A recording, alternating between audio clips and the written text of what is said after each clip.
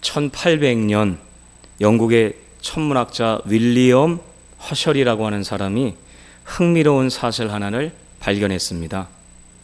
그는 프리즘을 이용해서, 프리즘 아시죠? 삼각 기둥으로 생긴 거. 햇빛에 싹 비추면 투과돼가지고 무슨 빛이 나오죠? 무지개 빛이 나옵니다. 여러분 다 아시는데 모른 척하지 마세요. 제가 시험 듭니다. 무지개 빛깔이 나옵니다. 그런데 이 빨주노초 파남보 7가지 빛깔이잖아요. 그런데 이 사람이 뭔가 궁금해진 거예요. 이 7가지 빛깔 중에서 온도가 다 똑같을까? 다르지 않을까? 그래서 온도계를 대봤대요. 그런데 빨간색이 가장 높았다는 거예요. 그런데 혹시 빨간색 바깥은 어떨까?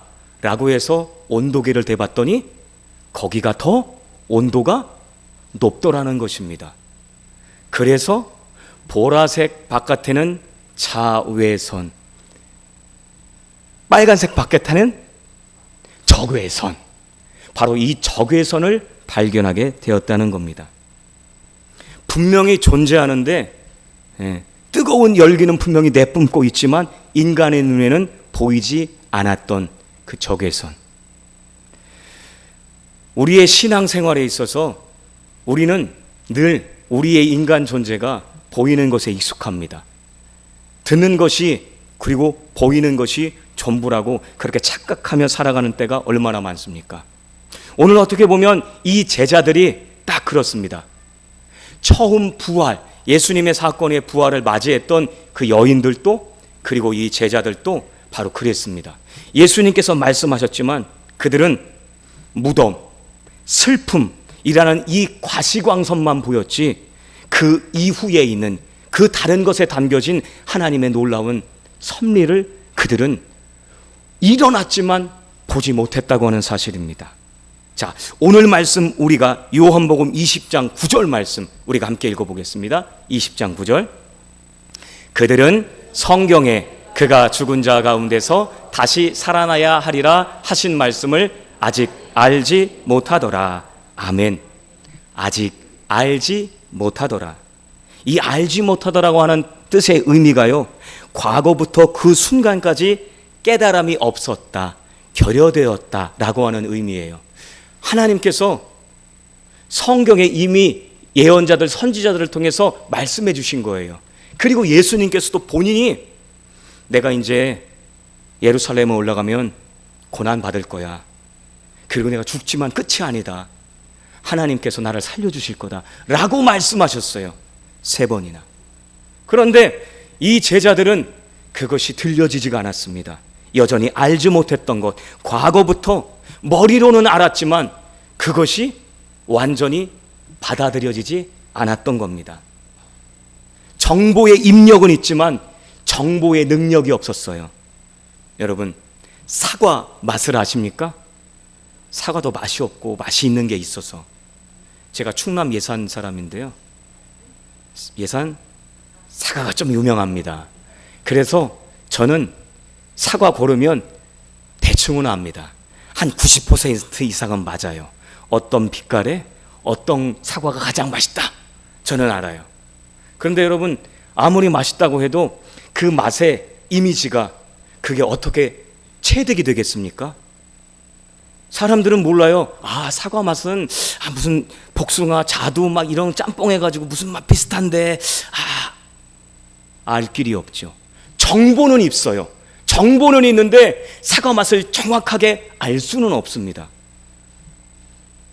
다른 복음서를 보면 예수님의 이 부활 사건 가운데 구체적인 정황이 드러납니다. 오늘 우리가 새벽 시간에 함께 말씀 나눴던 마태복음 16장에도 그러한 말씀이 나옵니다. 특별히 마가복음 16장 1절에서 예수님의 묻히신 그 무덤에 여인들이 갔죠. 오늘 성경 말씀 요한복음에서는 막달라 마리아 얘기만 나오지만 나머지 2 여인도 함께 갔습니다. 그런데 그 여인들이 무엇을 가지고 왔습니까? 1절에 보니까, 오늘 새벽에 나오신 분들은 아셔야 되는데, 감사합니다. 향료를 준비해 갔어요. 향품을 준비해 갔어요. 당시의 문헌에 의하면 그것에는 13가지 향재료가 있었고 그 향재료를 사람의 몸에 발라야 돼요. 그래서 장례 절차를 다 마치는 거예요. 그런데 예수님은 아주 급박하게 무덤에 들어가신지라 그러한 모든 과정과 절차를 거치지 않은 거예요. 그래서 이 여인들은 뭐예요? 예수님의 이 장례를 잘 마치고 싶은 거예요. 제대로 하지 않았어요.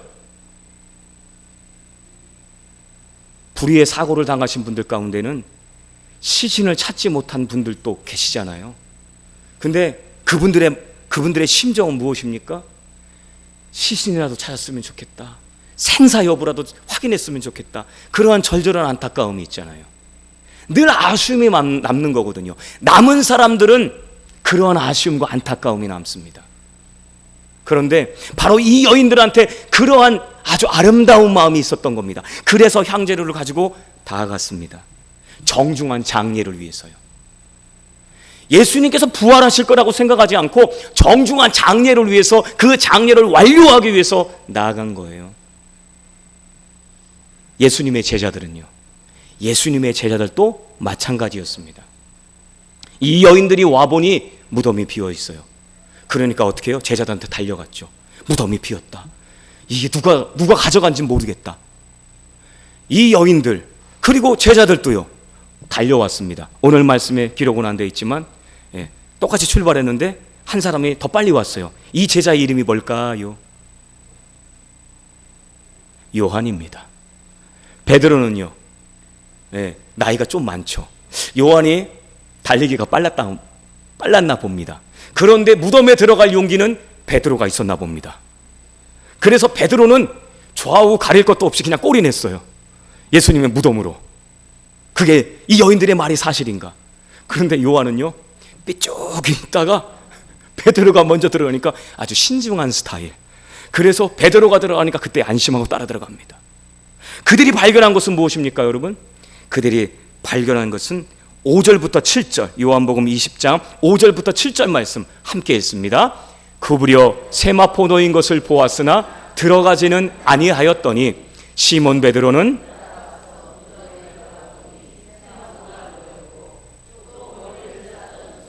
세마포와 함께 놓이지 않고 딴 곳에 쌌던 대로 놓여 있더라.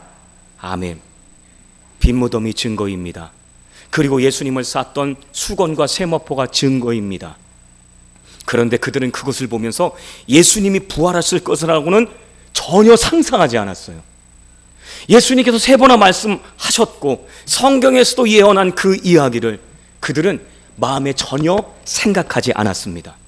왜냐하면 죽은 사람이 살아난다고 하는 것은 그들의 입장에 있어서는 그것은 평범한 사건, 희귀한 사건도 아니었던 거죠. 있어서는 안 될 사건으로 그들은 이해했던 겁니다. 그래서 전혀 예수님께서도 부활하셨다라고 하는 생각을 하지 않았던 겁니다. 그들의 마음속에 죽은 자는 살아날 수 없다라고 하는 이 벽이 부활하신 예수님을 볼 수 없게 만든 겁니다. 주님의 약속도 생각나지 않았습니다. 사랑하는 여러분, 그렇지 않습니까? 우리가 실질적이고 실제적인 현실의 삶을 살아가다 보면 우리가 그러한 인생의 코너로 몰릴 때가 있습니다. 근데 그때 하나님의 말씀이 생각나십니까? 나를 도우시고 나와 함께 하시겠다고 약속하신 임마누엘의 은총, 내가 항상 너희와 함께 있으리라고 하는 이 말씀이 생각납니까? 그 궁급하고 황망하고 황당하고 힘겨운 그 상황 가운데서요 우리는 그렇지 못하지요. 그것이 우리의 연약함입니다. 그런데 이미 예수님께서는 마태복음 16장 21절에서도 예수님께서는 자신이 고난받고 부활하실 것에 대해서 말씀하셨어요. 극작가이자 변론가였던 C.S. 루이스는 이런 얘기를 했습니다. 그리스도인들이 부활을 믿지 못하는 이유는 부활이 불가능해서가 아니라 그들의 상상력이 너무 작기 때문이다.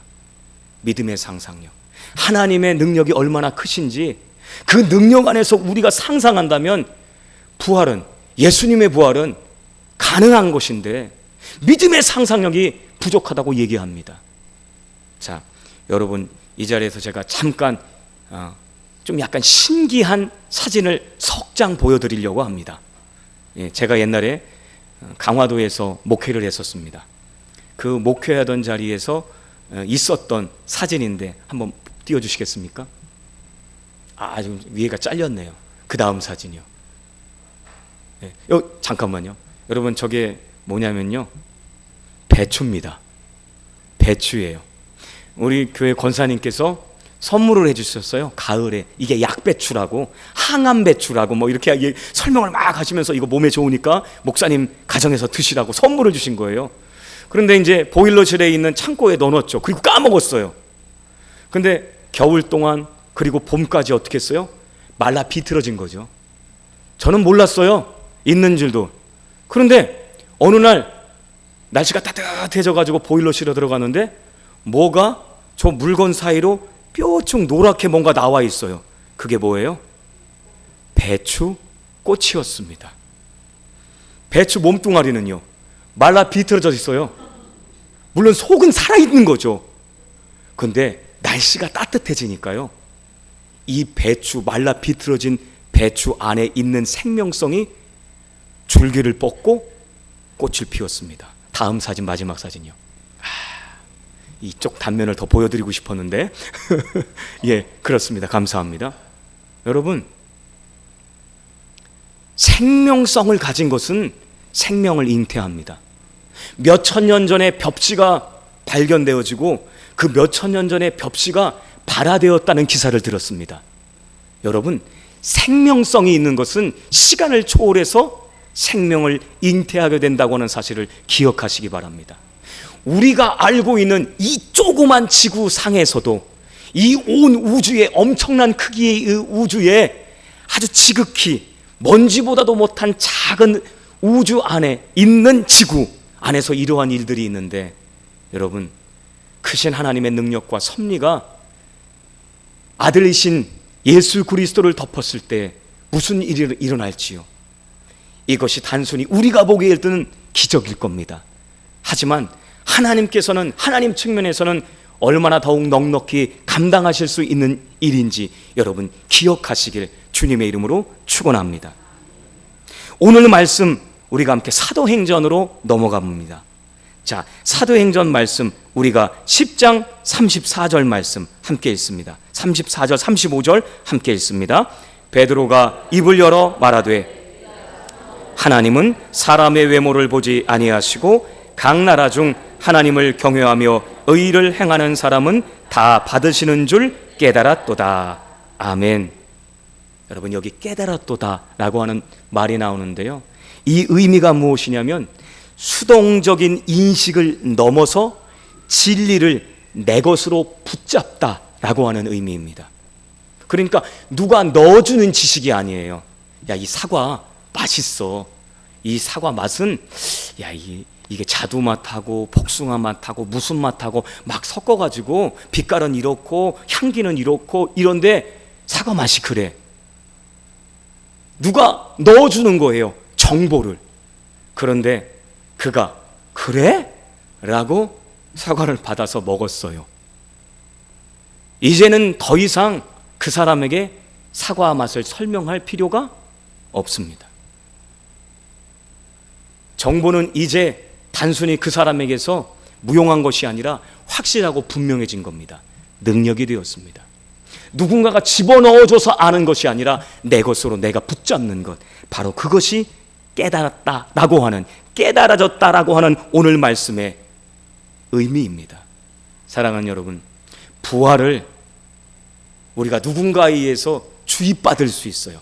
예수님의 부활은 이렇다, 이러한 이미지다, 이러한 모습이다, 성경에 이렇게 말씀하고 있다.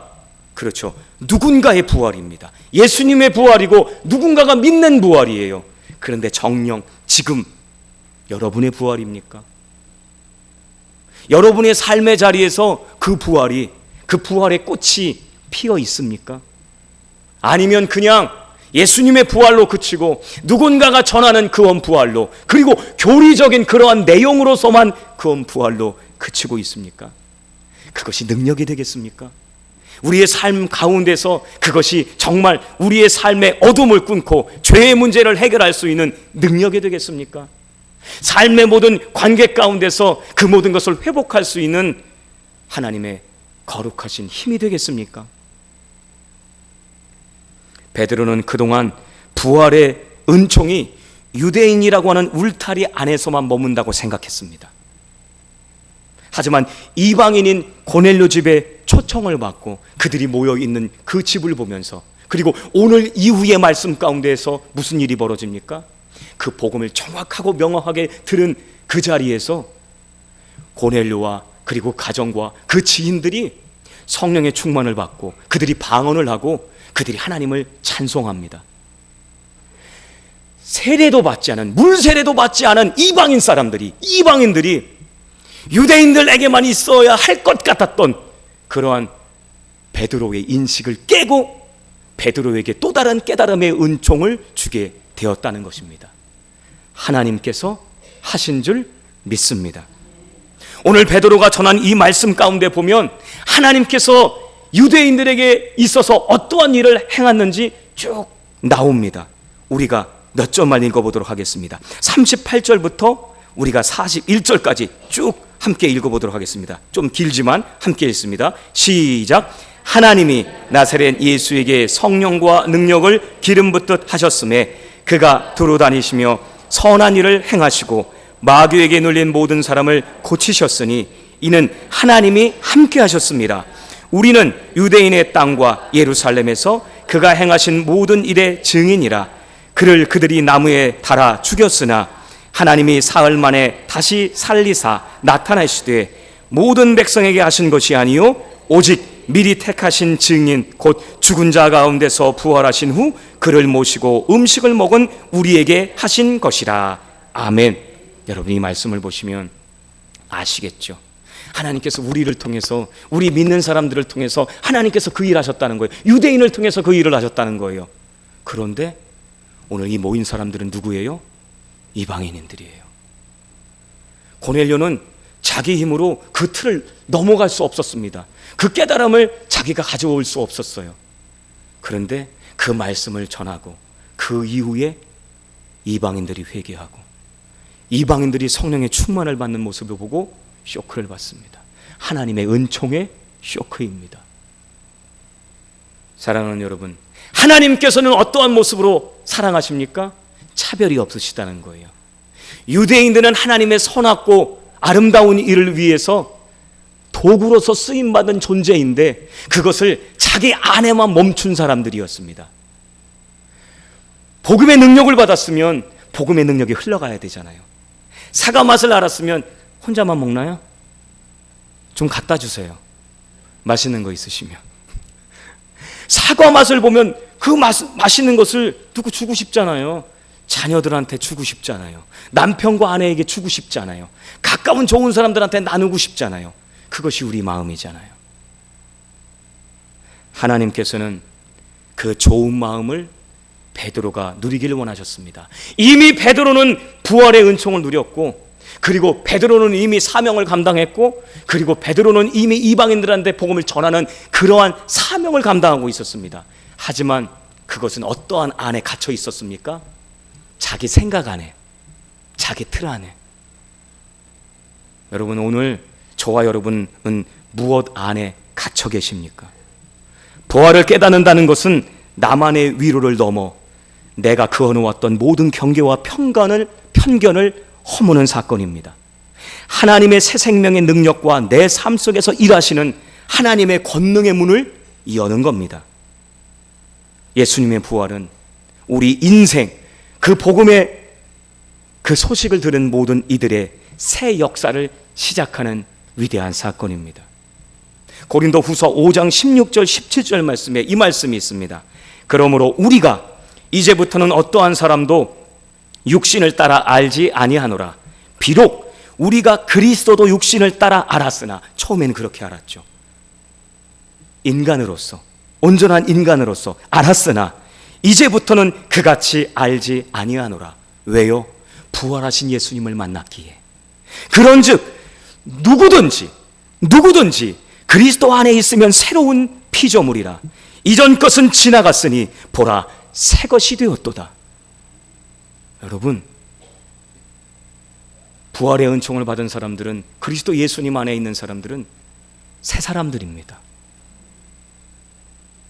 어제보다 오늘, 오늘보다 내일 더욱 이 새 피조물의 은총을 누리시길 주님의 이름으로 축원합니다. 데트리 보네포 목사님은 이런 얘기를 했습니다. 부활은 죽음 이후의 삶에 대한 것이 아니라 죽음 이전의 삶을 변화시키는 능력에 관한 것이다. 여러분, 우리가 지금 이 부활의 은총을 누리지 못한다면 우리는 정말 안타까운 인생이에요. 예배당 왔다 갔다 하실 수 있잖아요. 왔다 갔다 하실 수 있어요. 그런데 정말 우리가 우리의 삶 가운데서 이 부활의 은총을 누리고 있는가? 부부싸움을 하다가, 자녀와 씨름하다가, 우리가 세상에서 직장 생활을 하면서 겪는 여러 가지 갈등과 고촉 가운데서 우리가 부활의 은총을 누리고 있습니까? 오늘 우리 주님의 부활은 그러한 모든 삶의 현장을 위한 것임을 여러분 기억하시길 주님의 이름으로 축원합니다.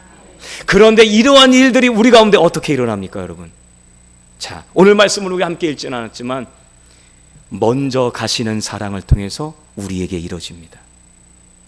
마태복음 28장 7절, 그리고 오늘 새벽에 읽었던 마가복음 16장에서는 이 말씀이 있습니다. 그가 죽은 자 가운데서 살아나셨고 너희보다 먼저 갈릴리로 가시나니. 어디로요? 갈릴리로요. 갈릴리가 어디로요? 어떤 의미가 있죠? 틀릴 때는 확실히 알아야, 확실히 틀려야 확실히 한다고요. 예수님께서 그 제자들을 불러주셨던 자리잖아요. 그리고 지금은 현재 어떻습니까? 그 사람들이 낙향해서 그냥 우리 원래 자리, 어부였던 그 자리로 돌아가자라고 실패와 낙심으로 내려앉았던 곳이 바로 그 갈릴리였습니다. 그런데 그 갈릴리에 주저앉아 있는 이 제자들을 향해서 예수님이 먼저 다가오셨습니다. 여러분 기억하시기 바랍니다. 내가 믿음이 있어서요 교회 나왔습니다. 내가 십자가를 바라보니까 뭔가 저기 가고 싶다 하는 마음이 있어서 왔습니다. 여러분 쬐끔은 맞을 수 있습니다. 하지만 아닙니다. 하나님께서 올 수 있을 만한 감동과 은총과 사람과 여건과 환경을 통하여서 믿음의 길로 나온 것임을 여러분 기억하시길 주님의 이름으로 축원합니다. 그래서 시작한 거예요. 그리고 그것이 계속해서 이어지려면 분명 믿음의 여러분의 의지도 분명 필요합니다. 갈릴리에서 그들은 예수님을 다시 만났습니다. 먼저 가 계신 예수님, 실패의 자리에도 첫사랑의 자리로 먼저 가셨던 그 예수님, 먼저 가 계신 예수님. 여러분